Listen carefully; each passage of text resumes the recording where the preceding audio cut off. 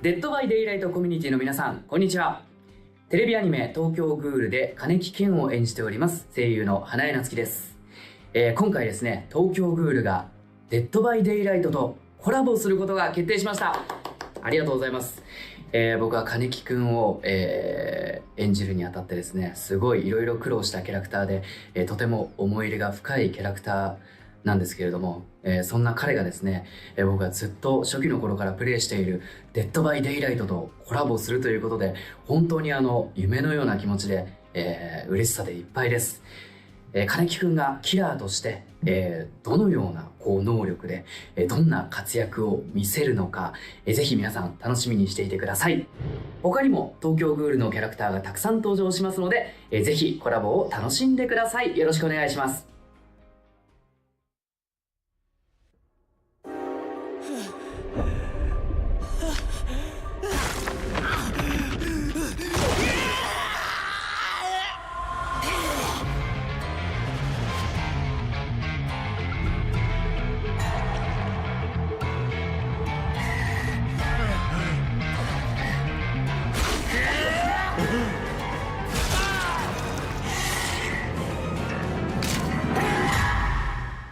Hello everybody, welcome back. We are psyched to be back on the live stream set. It's been a while. It's our first stream of the year actually. Yeah. Very happy to be here. Very happy to be with you at home, wherever you're watching this, at the cafe. I don't know where people are when they watch this show. We have a great year ahead of us, and we have a great chapter ahead of us, which we're here to talk about today. As you just saw in that amazing trailer, Tokyo Ghoul. I'm so psyched. So not only is Tokyo Ghoul a cool chapter with a bunch of amazing new gameplay, which we're going to talk about in a bit, gives a really great reason also for us to acknowledge and give a shout out to our amazing Japanese community. DVD is really blessed with an amazing community over there, and we just sent a whole crew of people to visit and stuff. So. Yeah. Yes. Dork, how are you? I'm doing well, thank you. And hello, everybody. Yes, our Japanese fans have been with us every step of the way, and their support is unreal. I don't know if I could say the rest of that joke. It's great to get to celebrate Japanese horror culture. And with Tokyo Ghoul entering the fog, I'm so ecstatic just for everyone to get their hands on it, and I know you're going to have a great time with it. So today's show features a closer look at our new killer, the Ghoul, our very cool chapter collection, upcoming events, and more. So we've got a lot for you today, so let's go ahead and take a look at the run of show. Let's do it. So we're not messing around today. We're going to be jumping right in with talking with killer designer Janik and jumping right into the Ghoul's gameplay to learn how the elements of Tokyo Ghoul inspired our latest killer. After that, we'll spend some time with Dead by Daylight art director Chase, a very tall man, to talk about everything Blood Moon. This event was a huge hit last year. People really had a great time, and they've built on the aesthetics and gameplay to give you even more to look forward to this year. And since it wouldn't be a new chapter or event without some awesome outfits to go through, we'll sit down with Kirby, our store product manager, for a look at all of the upcoming collections that are being added. And it's going to be mind-blowing. Yes, and then big news, we're revamping the archives. There are some key changes that are going to go a long way with players, and we've got product manager Brandon joining Eric here on the couch to break it all down for us. And finally, as is tradition, we'll close things out with a Q&A, where we'll try to cover as many questions from the community as we can before we wrap things up. Yes, and since it's a new live stream, it means new Twitch drops, and it wouldn't be a Dead by Daylight live stream without some. So we've got 3 new rewards for you to earn starting today until April 16th. Don't forget, you can register by simply linking your behavior account. So go ahead and go over to the Twitch chat or scan the QR code on screen if you need to still set that up. Yeah, so check those out. I'm really psyched about these. These are some of the best drops we've gotten. They are on theme with Tokyo Ghoul. We've got an Anteku badge for watching 1 hour, a half Ghoul badge for watching 3 total hours, and an Anteku Cafe banner for those who watch 6 hours. And then I will also mention there is a mystery 4th drop. Oh? Which I'm not going to tell you what it is. I want people to find it, tell us what they think. Don't spoil it, because the Twitch website probably already tells you what it is. But don't do that. Don't do that. Just watch Twitch, have fun with Dead by Daylight, and get that new 4th drop. So with that, I think it's time to dive into the show. And we're going to start things off with Janik and talk about the killer's power.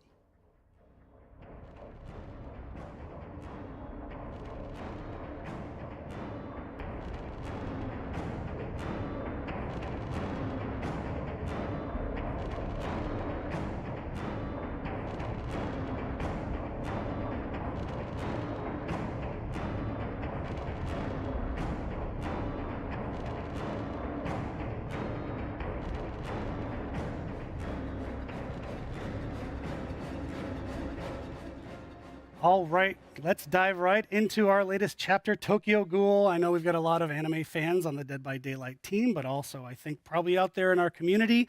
Really excited about this new killer, and here to tell us about all the amazing parts and terrible parts and scary parts that we have in store for our survivors. We've got our killer designer, Janik, back on the couch. Hello.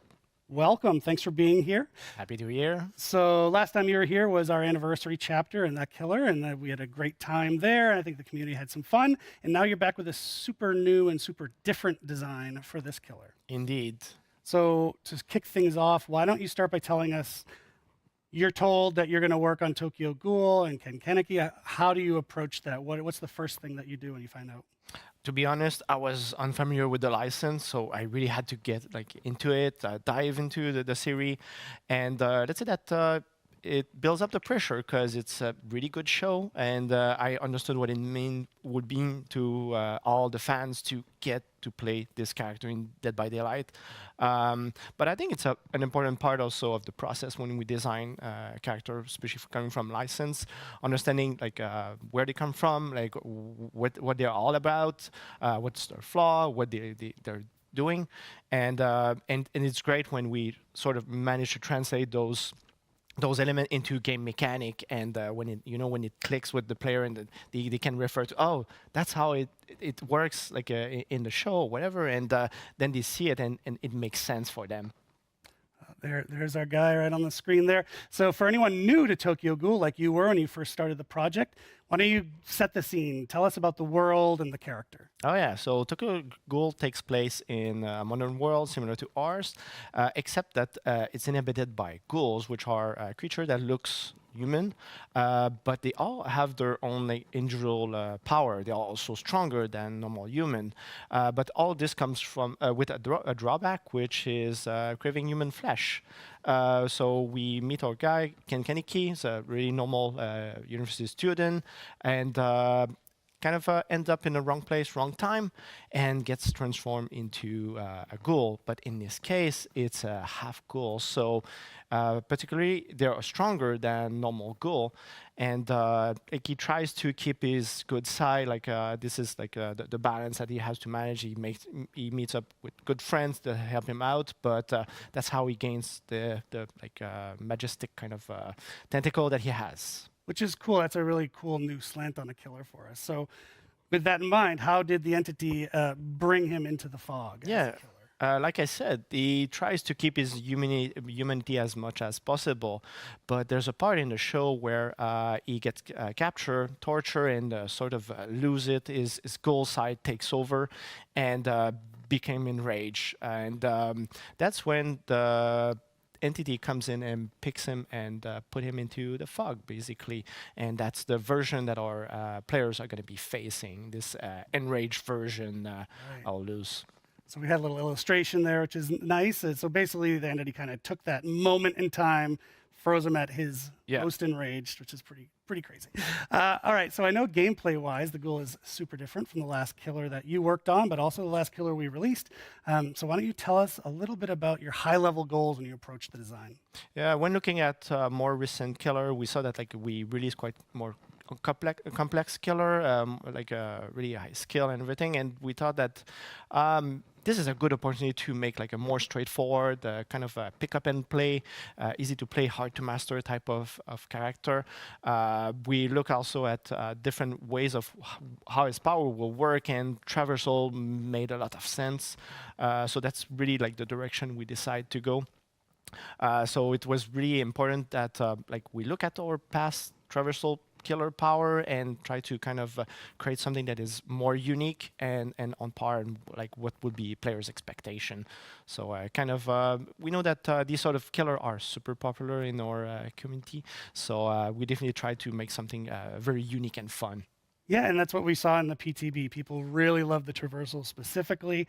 They're liking the character all around, but that aspect of it was what hyped people up. So Why don't you tell us a little bit about that Ghoul power and how it works? Yeah, but like I said, pretty straightforward. You look at the location, pinpoint, and activate your power. Your tentacle is going to grab at that point and pull you toward that location.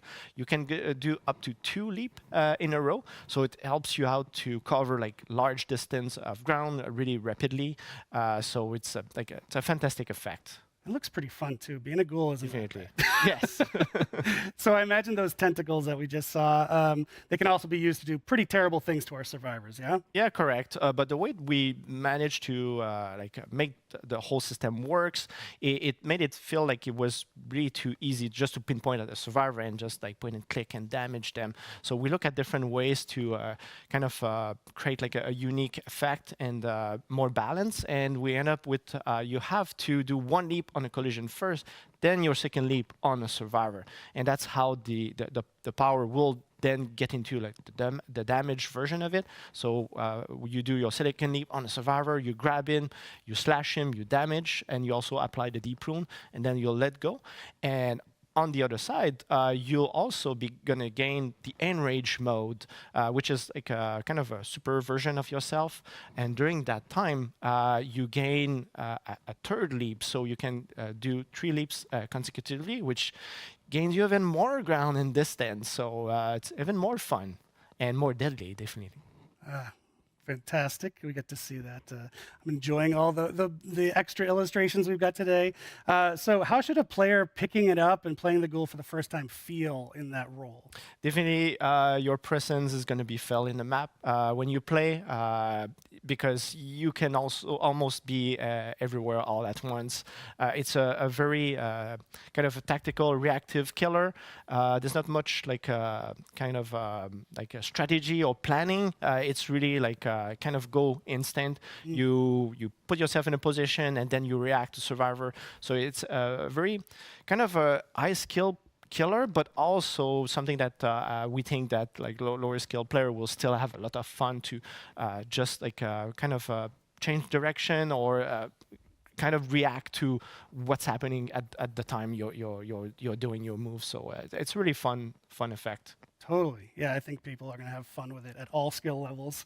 So to close things out, how about you give some tips to our players that are going to be playing as the Ghoul? Yeah, so when the Ghoul comes toward you and want to use his power, pay attention to the walls in the environment, because a red reticle, like super clear, is going to appear for survivor, and this also dictates where he's going to be aiming and going forward. So trying to keep away from these locations to not be in range, so that the killer like then hits you with this M1 attack, or even go with a 2nd leap and then attack you.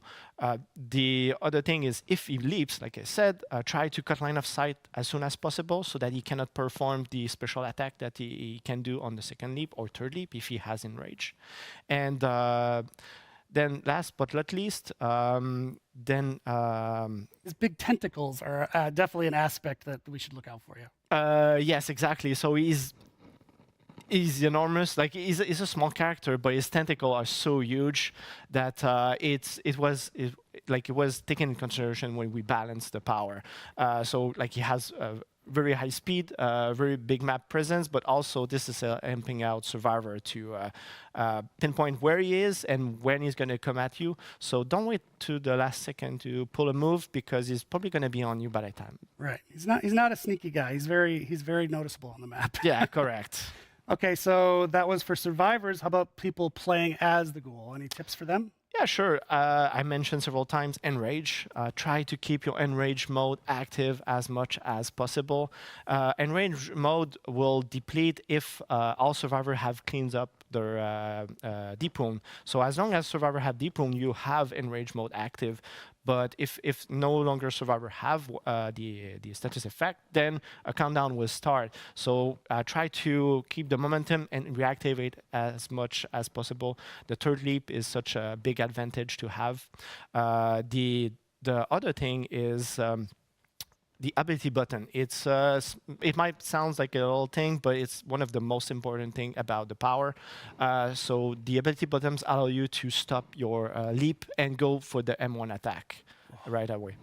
Wow. And just that Mori alone is enough of a reason to play. Yes, very gory. So good, so gory. Janik, thank you so much, as always, for joining us here. It was super interesting to hear how you approached the character and the design. Folks should jump in after this show and enjoy it. And for now, we're going to toss it over to myself, but also Dork, to update you on some of the cool activities we've got coming in the coming weeks.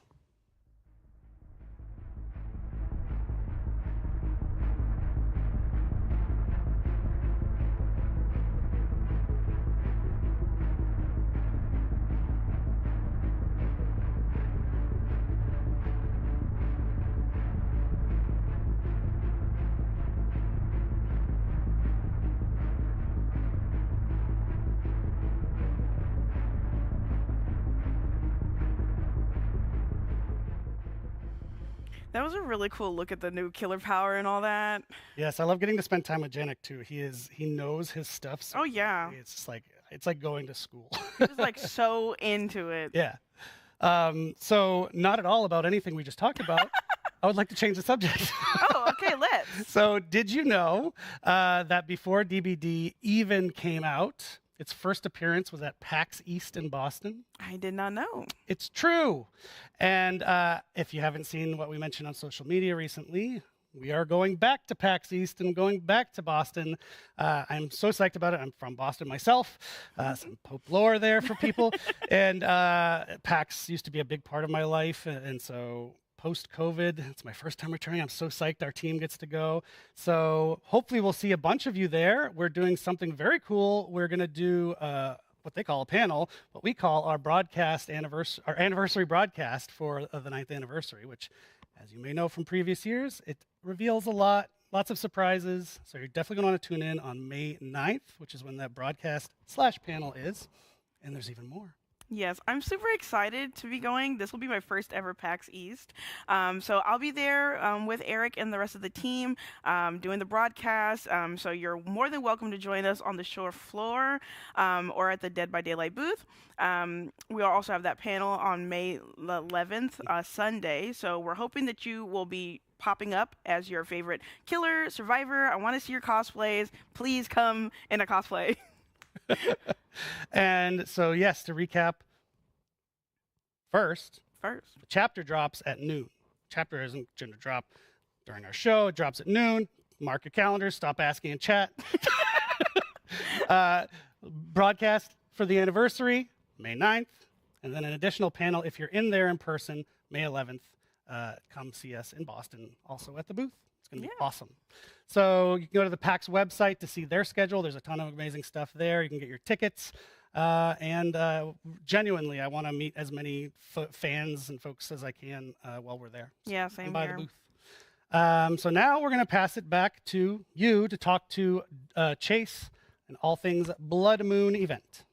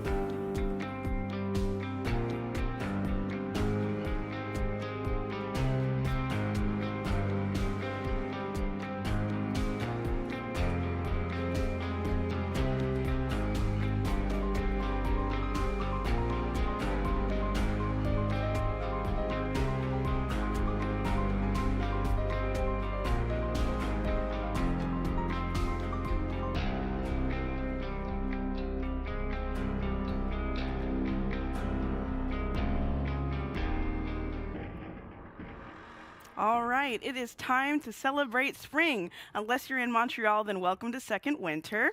But in the entities realm, this means blood and lots of it. And after making its debut last year, the Blood Moon event is back for another outing. This time, we've got new rewards, some really nasty gameplay that we hope you'll love. And here to talk to me all about it is our amazing Dead by Daylight art director, Chase. No problem. Thanks for having me. Yes, thank you so much. So, for anyone who didn't get a chance to check it out last time, the Blood Moon event is hands down the best time of year to rack up a massive amounts of blood points, especially if you play Dead by Daylight a lot, like moi, like me. It's the perfect chance to make lots of quick progress on leveling up your characters. But if you're also new to Dead by Daylight, this is the perfect time to get a big head start on leveling up as well. So, Chase, what can you tell folks at home about what they can expect from this year's Blood Moon event starting on April 7th? Sure. Yeah, for the art team, like this is one of our favorite things to work on. More blood for everybody. We wanted to have something that looks great, but also plays really well with gameplay, and obviously our love of horror. Yeah, speaking of gameplay, I actually did want to ask you what's changed in this Blood Moon event. Sure. Yeah. After receiving player feedback, we decided to tie the theme with the gameplay a little more closely. We really wanted to kind of freshen up the uniqueness of the event itself as well, with new gens and new interactions. Okay, so like you said, new gens and new interactions. Yes, for this event, we're introducing a new type of generator called blood generators. So on the map, 4 of the 7 gens will now be replaced with blood generators, and survivors will need to complete 5 gens as usual, but that means that 2 of these gens will be blood generators. So throughout the map, these things called blood pumps will also pop up at hook spawn points, and as survivors, you need to go up to these to receive a blood can filled with blood that you'll need to transport to the blood generator. So exciting. Yeah, players really need to think on their feet and decide which gen they want to go after. Get the blood flowing and the engines roaring. Exactly. And it's going to be like a huge risk versus reward kind of situation too, right? Because completing a blood generator in some cases might be quicker or easier to do instead of a normal gen with all those pesky skill checks. Who wants that? But you do this at a bit of a risk because the blood can you're carrying could give you away if you're not being careful. It makes noise the faster you move, and it's loudest when you're running, making it easier for the killer to find you. So running will splosh blood all over the place, making a huge mess and leaving a long-lasting blood trail for the killer to follow. So run with it for too long, your can also completely drain, and you'll have to fill it up again at one of the blood pumps. This also gives survivors a chance for co-op play, as you can actually pass the blood cans back and forth amongst each other while you're looking for blood generators or blood pumps. We're hoping that this will encourage like a more dynamic and stealthier gameplay for survivors, as you'll need to work together to move around the map to complete your objectives. But that was a lot, and I'm so excited. I cannot wait to start working on Blood Gen. But can you tell me, with this new elements, with this new art, did you guys have fun with creating these? Absolutely. It's so much fun designing these new elements. Our main objective, of course, is to support the gameplay, make sure that everything is nice and visible for the players. Our goal is to support the gameplay, but also just to have fun with the subject matter. So that includes having these vintage style gas station parts that we've used in the past. So it kind of plays into the horror theme as well, and also with the fun entity presence, making sure that the players know that, well, once they see that, they know that the entity has placed it there for them to figure out. That's very cool, and I did get a chance to play test this before y'all got a hand on it, and I'm telling you, it's so much fun, and you leave such a mess everywhere. Thankfully, I didn't have a killer following me, but where does the killer actually play into all this? Well, for this, the killer doesn't get any new changes. It's just the new situations for them to deal with. Just like the players, they have to decide whether or not to go after regular gens or the blood gens. This time around as well, the killers can kick the blood generators in order to regress it, similar to the old gens.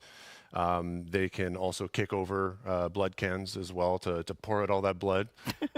We made sure to include it all. And just only one note is to mention is that the past perks that would apply to the old gens, they don't apply yet. We just want to wait for player feedback and make sure that everything works well. This is just the first iteration for the new gameplay, but we look forward to player feedback I think that's perfectly fine with me. I don't know about y'all, but I don't want merciless storm skill checks on a blood generator. I think I'd get blood everywhere, to be honest. It'd be bad for everyone involved. But all of that sounds very gross and very fun. So with that, we're also bringing back the Blood Sense map and the Bloodshot Eye event items. So only thing about this, though, do keep in mind that since it's a new event gameplay, that last year's Bloodshot Eye is actually just going to get you more blood points. In fact, you'll get 100% more for interactions tied to the event gameplay. Is that right? Am I right on that? That's right, yeah. The Blood Seeker community tracker is also back. For this one, you complete a blood gen, get a point. As a killer, kick a blood generator, get a point. Doing these actions progress the blood point modifier up to 500%. Oh. Our event lobby also has some changes too. It's an improved version of last year's. We have some progression in there that we're really excited about, and we want players to keep an eye out for. That lobby looks gorgeous. Oh my goodness. And I cannot wait for all of us to be working on that 500% increase in blood points. All of us. So finally, Chase, can you tell me about some of the rewards that we can earn over the course of the event? Yeah, absolutely. Besides blood points, we have lots of blood-themed rewards to earn for the players. We've added 1 charm. We have 3 badges, 3 banners, and 6 cosmetic pieces. Whoa, those look so good. Yeah, absolutely. There's 3 bloody shirts for survivors and some bloody weapons for killers too. Extra gross. We love it. Yeah, that's so gross. Yeah, that's great. There's also 2 full outfits for Vittorio, including some fun glowing tattoos, and the Trapper as well, just drenched and dripping in blood. We're really excited about it. And of course, our daily login calendar is back as well. So log in every day and get more blood points. That's awesome. I cannot wait to get my hands on that Vittorio outfit. That looks great. And it's like all red. I'm like, oh, it's so good. Well, thank you so much for walking us through that. And remember to join in, log in every day so that you can go ahead and get everything more with the blood points and the rewards and the event currency. So, you know, so as long as you're logging in, you're also participating towards a 500% modifier. Please, Mama needs blood points. But thank you so much, Chase, for joining me on the couch for this. Remember, the Blood Moon event runs from April 7th to April 29th. So don't miss out, because I've already got some people in my DMs on Twitter asking me when the event's coming back. Here it is. Right here, April 7th. But next, we're going to be joined on the couch with Kirby, who's going to be walking me through all of the upcoming collections, including additions to the Blood Moon collection and the new Tokyo Ghoul collection. So stay tuned.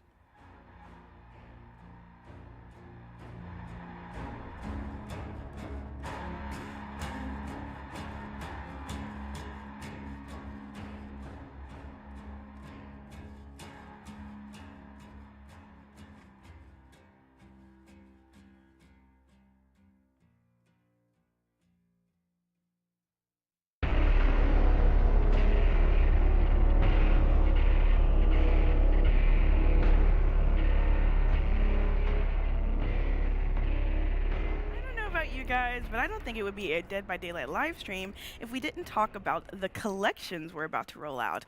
So back on the couch with me is our store product manager, Kirby, to tell us all about them. Thanks for joining me today. It's great to be back. All right, so today we're going to be talking about Tokyo Ghoul, Blood Moon, and more. So we've got such a ton of stuff to be diving into today. But first, I also heard we're doing a little bit of housekeeping when it comes to rarities in Dead by Daylight, so maybe we should start there. Yeah, sure. So first off, let me say that things will largely be staying the same, but we've done a few things to help with consistency when it comes to quality and pricing.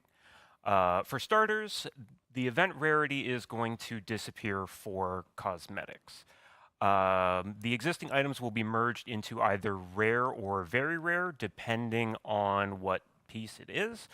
But that will only be applied for in-game cosmetics. The items will get to keep the event rarity.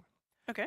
And then when it comes to legendaries and ultra rares, they're intended internally to be very similar in terms of the quality and the effort that we put into it. So going forward, we're just merging them all into the legendaries now. Oh, okay. That's awesome. And there's also a new rarity making its way into the fog. Is that right? Yes, so that is the Ascended rarity. It's going to exist between Very Rare and Legendary, and it'll offer more for players, like extra VFX or more detailed modeling work, but won't have absolutely everything that players expect when they would get a Legendary outfit. Oh, okay, okay. Yeah. And with that, we're also doing a review of all the existing Legendary outfits to make sure that the pricing is fair. So if we find that an existing Legendary doesn't have everything to meet our new quality standards, we're going to bump that down to be an Ascended rarity so that the pricing is fair for players when they go to the store. Oh, that's excellent. Yeah, and this isn't coming this update, but it will be in the May update when that comes. Okay, so we all have something to look forward to. Yeah. So now that we've covered that, let's go ahead and jump straight into the collections. With our new chapter coming out today, we've got the brand new Tokyo Ghoul collection. So let's go through that. Like, what's going on? Sounds good. So as far as full outfits go, the Tokyo Ghoul collection has 1 Legendary and 4 Very Rares. As well, it wouldn't be Tokyo Ghoul if we didn't do some masks. So we've got 4 of those as well. Okay. Yeah, so for the Ghoul's Legendary, we've got the Rize Kamishiro outfit. This character is super important to the world of Tokyo Ghoul, and we're so excited to be able to bring her into the game. Okay, wow. I cannot wait. Yeah, so Rize's outfit makes her look very innocent and pretty because that's how she lures people in to feed on them. Yeah, I think she would have lured me into a dark alley easy peasy. I would have been a snack. Absolutely.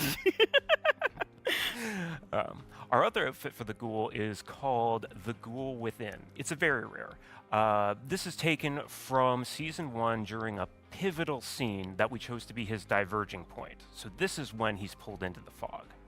Okay, yeah, that's awesome. I know people are going to really love that cosmetic. These both look amazing. So, and I know these moments very well as a huge fan of Tokyo Ghoul myself. So, what else can you tell us about the other outfits coming? Yeah, so for Yui, we've got an outfit called Toka's Struggle.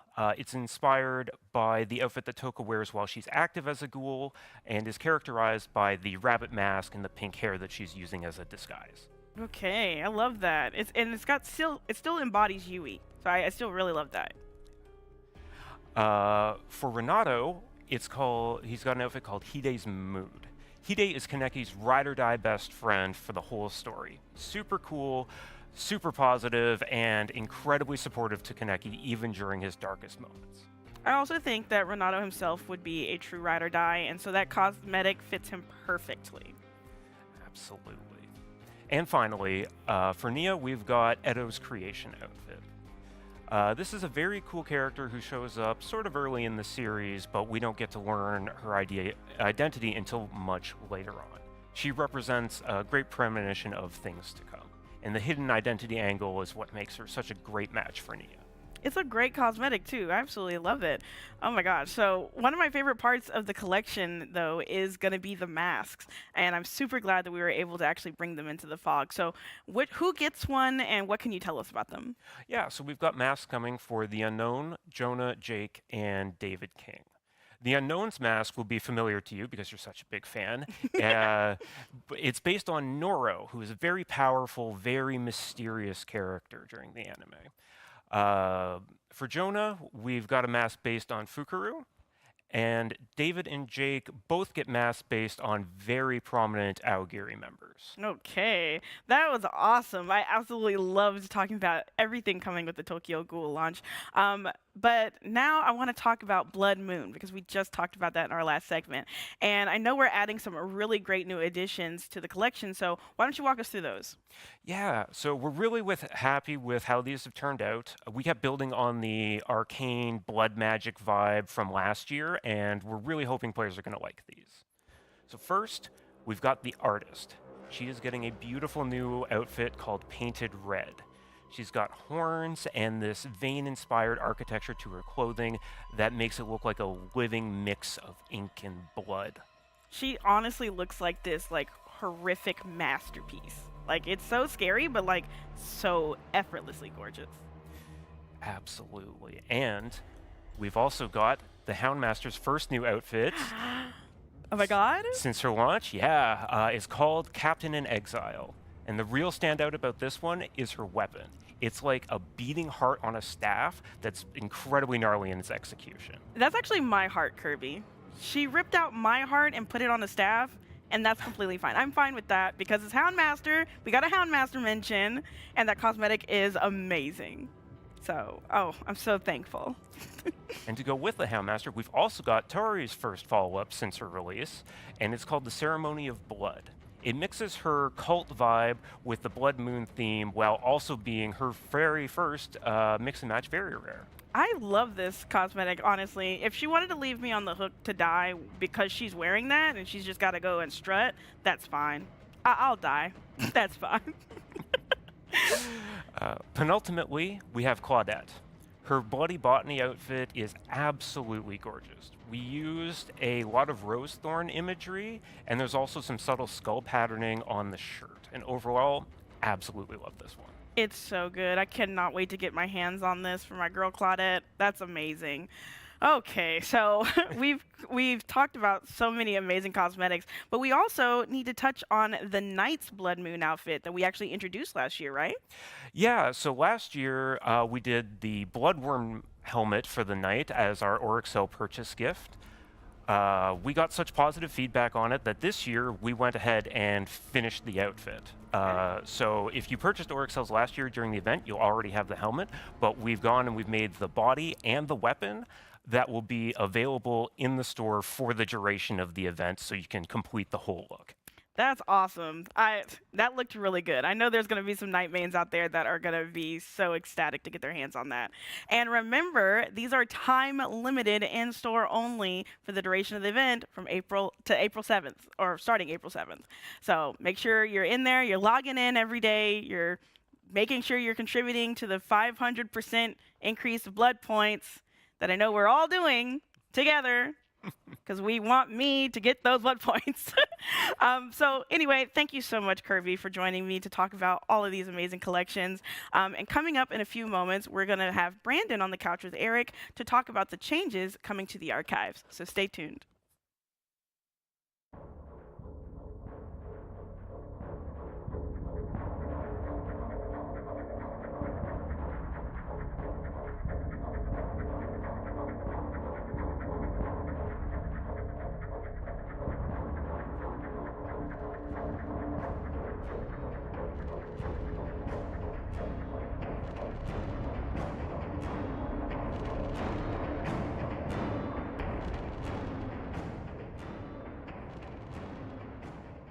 Hey, I'm not Brandon. I don't think we've met. Wanted to say, Who are you hey. actually? Yeah. What are you doing here? Wanted to pop in before we get to Brandon. Thank you to Kirby for bringing those beautiful and exciting cosmetics. I love watching the chat. Anytime we show cosmetics, people are delightful on there. Also delightful when Chase was out here. You folks need to calm down. Spritz you with water bottles. Calm down. No, bad. So yeah, it's just like a really cool batch of outfits, and we got some more show to do, huh? Yeah, and don't forget, we've got a few other collections we didn't actually have time to cover in that segment, including some new stuff for the Techwear collection. So hit up the deadbydaylight.com website to go ahead and check all those out right now. But now we're going to get this imposter off of the set, and it's going to be Brandon joining over here so we could talk about the archives. Right.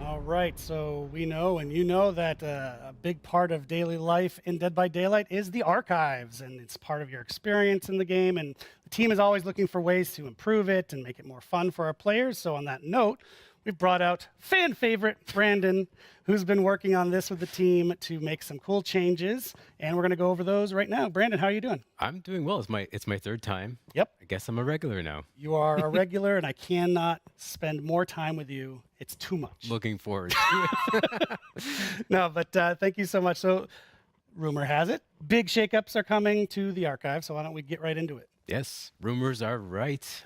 You heard right. It's been a while now that the team has wanted to make our challenge system more efficient, more enjoyable, and I'm happy to say that starting with our upcoming tome, players are going to start seeing these changes. And so when you say upcoming tome, just to make it super clear for the folks at home.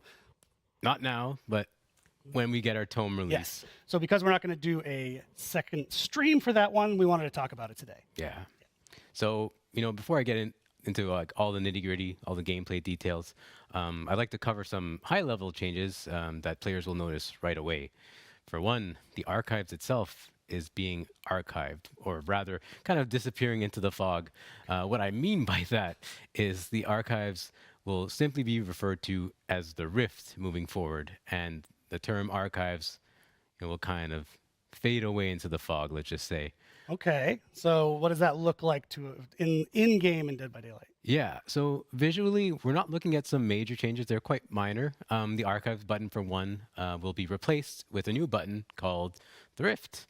And the Rift button will be in the main menu, and it'll take you directly to the Rift Pass. And, you can see all the goodies that you know and love.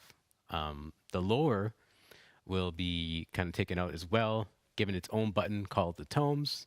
And that's where all lore, new and old, will be housed moving forward. Oh, that's really cool. So folks jumping in can go straight to the lore that maybe if they're new to the game and they want to just start with that, they can just click of a button. Yeah, so the lore will actually all be unlocked. So a new player can kind of just go right in and read as much as they want, as their heart desires, and really enjoy stories of their favorite character, for example. Super cool. Okay, so why don't you tell us a bit on the gameplay side, what's changing? Yes, there's a lot of changes that are being made. The main one is, how challenges are being formatted. The Rift is really going to make a big difference for our players, and we're excited to see this new challenge system, let's just say. Quickly, though, challenge system will no longer be a thing. It'll be a thing of the past. We're going to change that to quests. So out with the challenges, in with the quests. And that's what I'll be calling it moving forward for this segment. Old and busted challenges, new and hot quests. Yes, new shiny thing. So under this new quest system, as a player, you won't need to select any quests anymore. They'll all be available at the same time right away, and you'll be able to complete as many as you want, as many as your heart desires within a trial. Nice. That's fantastic. So a lot less hands-on management that the players need to do. It's all happening automatically, and it's behind the scenes, so easy peasy. So they can make progress too without even having to opt in, huh? Yeah, so exactly. Basically, in the past with the old system, it was one challenge for one trial. Now all quests are all active at once. It's going to give players a lot more freedom to just play the game and knock out whatever they want and just focus on having fun. It's been a long time coming. I'm so happy that, we can finally talk about this today. So I'm glad that it's happening, and I'm sure the players are going to be super impressed and excited for this as well. Cool. So now that we know how the new Rift works, can you tell us a bit about what kinds of quests they can expect? Yeah. For starters, daily rituals. That's another thing that's going to be going. New term. Yeah. So no daily rituals. Now just daily quests. Daily quests. Yeah. So in the quest system, you'll see daily quests. Those will be daily, as the name implies. Brilliant. Yes. And I think they'll be a little bit more easy, more simple, very much in the sense that you could knock out a daily or two within one trial without even thinking of doing them, period. We'll also have Rift Pass quests, which, of course, as the name implies, ties more closely to the Rift and all of its content. And it'll be, a little bit more interesting, maybe focused on characters, so on and so forth. Okay. So we've got Rift Pass quests now. We've got daily quests, Rift Pass quests. What's next? Well, I mean, one small thing is like Yes. the Rift Pass quests themselves. Okay. They're weekly. Okay. Okay, and they're cumulative. So if you come in at like say week 10, you'll still have weeks 1 through 9 to just power through and knock out of the park, and still get the Rift Pass. There's tons of goodies there. I'm sure players are going to have a good time kind of just speeding through that, since we kind of have that mechanic now built in. But we'll also have different quest types, like the milestone quest type. Okay. And that's similar to, let's just say, you hook 5 survivors. So that'll be, part 1 of milestone quest 1. Mhm. And then part 2 will be unhook, or hook, depends, I guess, 10 survivors. So, and it would move on, and the number would get increasingly higher and higher up until a certain point. These will also expire at the end of a rift and reset. Same thing with the Rift Pass quests, those will also reset. Perfect. Finally, I have a lot More. to say. Yes, there's wait, There's there's more. more. I feel like I always say that, but there are event quests. So we haven't forgotten about events. They had its own system. We're bringing it over to the quest system. Now it's one nice little fancy package. Play all your quests through that one system, and those will be more closely tied to what you've already seen in the previous events. Perfect. Okay. That's a lot of new terms. Yes. There's going to be a quiz at the end of the show to make sure you got them all. So I've heard that we're adding a seemingly simple but really useful feature to the quest system that people have actually been asking about for a while. You want to spill the beans on that one? Yeah, this one is really exciting, to be honest, and it's one that I've pushed for quite some time, and that's the ability to see what specific quests you're doing while in a trial. Currently, we don't have that option available. So now, in the upcoming tome, you'll be able to pin your quests. Oh, nice. And once you pin a quest from the main menu and you're in a trial, you can hit pause and find whatever quest you pinned. Just an easy way to remind yourself, what am I doing in this trial? Right. Brilliant. And so, for the people out there who love the rifts, I've got to ask, are the older challenges still going to be available in some form when this new system kicks in? Yeah, for sure. We kept that in mind to keep all the older content available. We know there are some quest level rewards, or rather tome level rewards, that are probably high value, people want to achieve, earn. So we're keeping that system active. It's all going to be housed in that tomes button that I mentioned, that will house all the lore. So you'll get the lore and you'll get the compendium in that button, and you'll be able to knock out a few older challenges, so to speak. So the compendium, older challenges, those will all stick around for a while. If you played all the new quests and you have nothing else to pique your brain, there are additional older challenges that you can knock out, get some blood points in the meantime, and more importantly, have fun. Amazing. Thank you so much, Brandon. There's a ton of stuff there, and cool new stuff coming for the players. And something I wanted to point out too is, we announced a couple months ago, we're in this quality of life initiative right now. And while this is obviously a new feature, it's also something that I'm finding it respects players' time, which is sort of like our guidelines for the whole quality of life thing. Let's respect our players' time, and this is shaving off a bunch of the edges so they don't have to spend as much time outside of the game. They can spend more time in the game having fun and playing. It's pretty cool. Exactly. Yeah. So thanks to you and the team. As we mentioned at the top of the segment, this is coming a bit later. It's not today. It's coming on May 6th. So set your calendar and stay tuned. We'll be back with our Q&A to wrap up the show.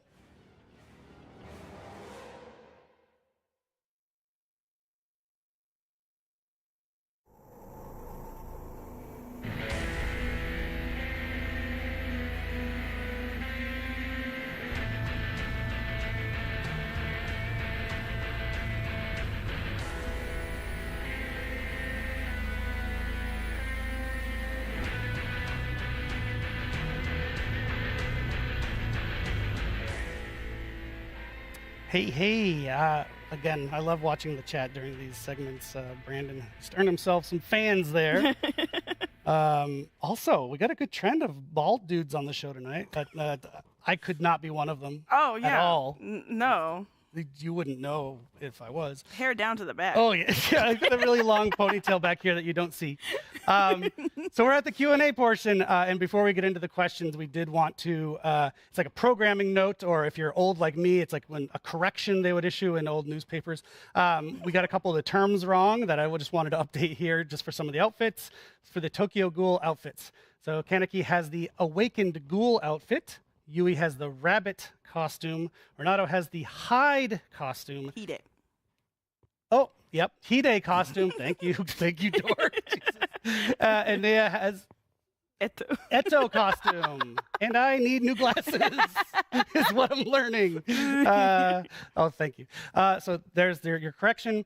Also, we have questions to answer. And actually, before we answer the ones that I have on my screen, I want to answer one that I saw in chat a couple times. Someone very interested in whether I'm a Boston Bruins fan or a Canadiens/Habs fan. Oh. They actually asked me this on my interview when I moved from Boston to Montreal. My boss, who's now my boss again, weirdly, Luke, asked me that question. He said, if you are a Bruins fan, don't tell anyone when you're here.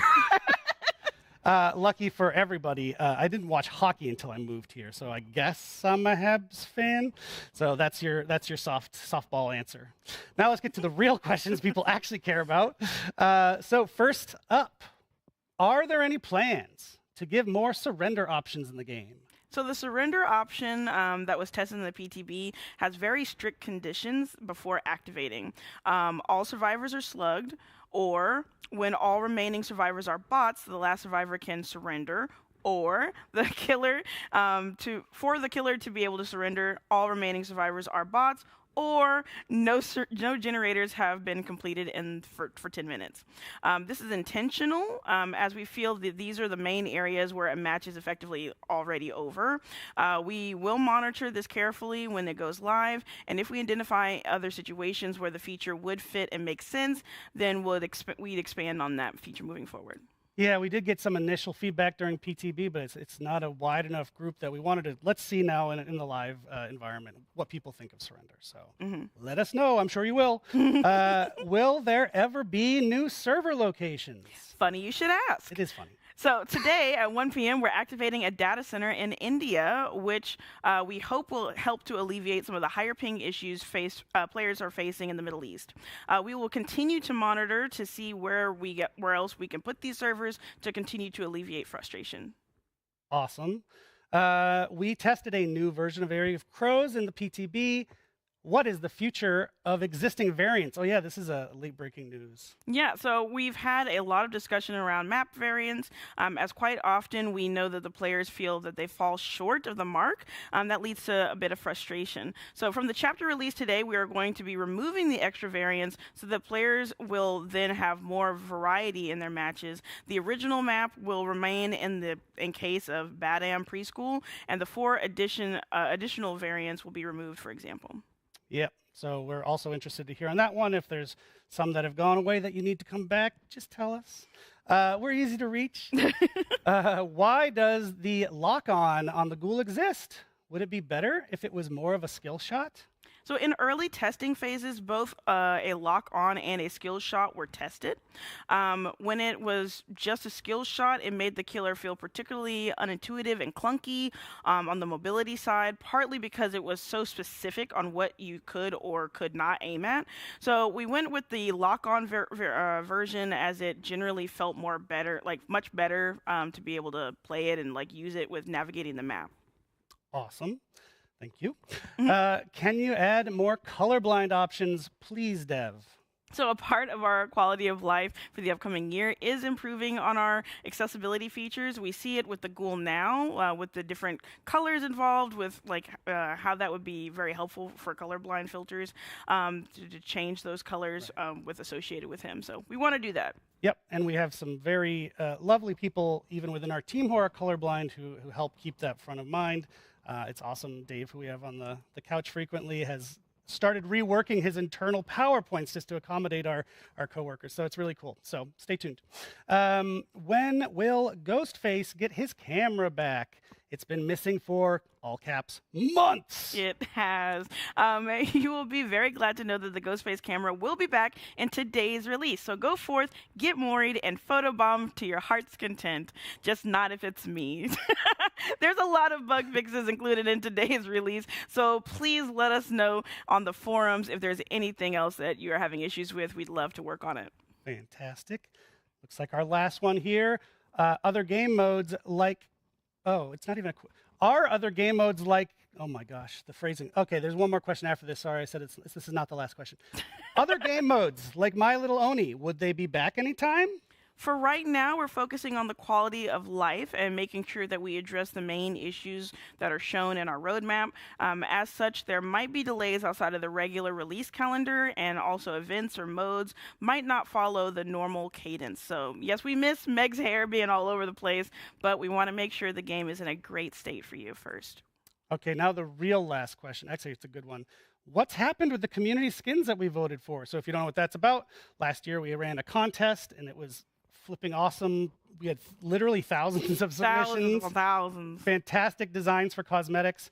We chose 4 killer designs and 4 survivor designs as winners to put in the game. And I'll let you answer when they're coming. Yeah, so they are still coming. Don't worry. You can expect to see them pop up soon. It takes time to create these and implement these into the game. But rest assured, we're very excited to be bringing these into the game and also showing some sneak peeks on socials soon about how we've brought them into the game. So keep an eye on those. I shouldn't say anything on the record, but I'm pretty sure the first one comes in our next release after this one. So I'll probably be wrong. You can yell at me. I don't mind. So that's it for the Q&A section. Thank you so much for those. We love getting to answer questions. We love reading your feedback, obviously, so keep it coming. And that's the show for today. So I don't know exactly what time we're at right now, but basically the chapter's going live. Oh, thank you. In 5 minutes. Tokyo Ghoul goes live in 5 minutes, so 12 o'clock noon Eastern time. We're very close. Yes, we're just getting started with all of the things we want to do this year, so stay tuned to our channels for tons and tons and tons of more content and updates in the next few months. Don't forget, our next show will be the 9th anniversary live stream, so get ready for that. Make sure you get your tickets for PAX. And gosh, I'm so sad to be going. Yes. But, things have to end. Right. But until then, we want to give a big thanks to the entire DBD team that may or may not be tuning in back at the studio. We love you, and we love all of our DBD players out there in the fog. So keep it up. We will see you next time. And for now, we're going to raid Evo. Have fun.